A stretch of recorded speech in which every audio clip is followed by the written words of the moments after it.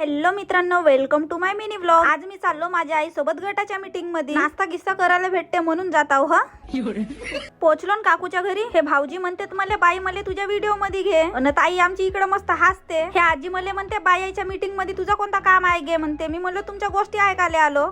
अच्छा, यायच्या मीटिंग करणं कमी ना गोष्टच सांगणे जास्त होत्या। गटाची मीटिंग करायला आले ना, ह्या ट्रिपचा प्लॅन करत आहेत। मग ह्या काकू म्हणतात, बाई मला नाश्ता वगैरे नेऊ लाग। मग यांना नाश्ता वगैरे आणून दिलो। मला सेम अशी फिलिंग येत होती का मला हे पाहासाठी वगैरे आले।